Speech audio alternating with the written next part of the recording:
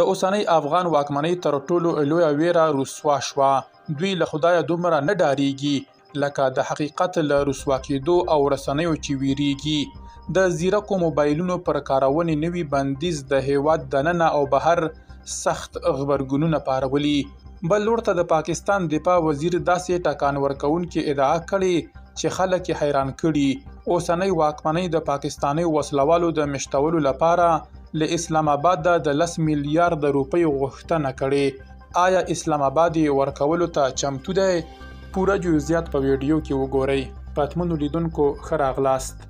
خبریال او لیکوال بلال سروري د واکمنې ډلې له لوري پر رسمي ادارو کې د زیرکو موبایلونو پر کارونې د لګول شوي بندیز پریکړه په کلکه غندلې ده.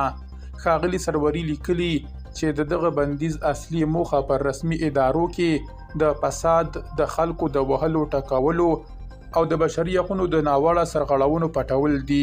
د نوموړي په وینا تر دې وړاندې د پټو ویډیوګانو او ټولنیزو رسنیو له لارې عامه څارنې او د حقایقو خپرېدو تر ډیره د چارواکو د ظلمونو مخه نیوله. هغه ټینګار کړی چې د حقایقو سانسورول د ستونزو حل نه دی او د خلکو د غږ چوپول به په ټولنه کې بې عدالتي لا پسې زیاته کړي. بل لور ته د پاکستان دفاع وزیر د دغه هیواد په پارلمان کې یوه لویه ادعا کړې او ویلي دي چې افغان واکمنۍ په افغانستان کې د پاکستانیو توندلارو د ځای پر ځای کولو لپاره له اسلام آباد څخه د 10 میلیارد روپیو غوښتنه کړې وه. خواجه آصف وویل پاکستان د دې پیسو ورکولو ته چمتو و، خو ستونزه دا وه چې هیڅ داسې تضمین شتون نه درلود چې دا وسلوال به بیرته د ډیورن فرضي کرښې ته د راوښتو هڅه نه کوي. نوموړي د خیبر پښتونخوا او بلوچستان د ناامنیو پلا یو ځل بیا په بشپړه توګه پر افغانستان واچوله او ادعا یې وکړه چې له 2022 کال راهیسې په پاکستان کې د 4319 پوځیانو او ملکیانو د وژنې سرچینه په افغانستان کې ده.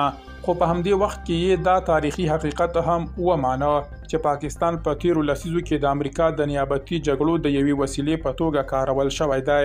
خواجه آصف زیاته کړه چې حکومت یې له افغان واکمنۍ سره د خبرو لپاره د جرګې د لیږلو وړاندیز تاییدوي، خو په دې شرط چې د دغې ډلې له مشرانو څخه د تاوتریخوالي د مخنیوي کلک او عملی تضمینونه ترلاسه کړي.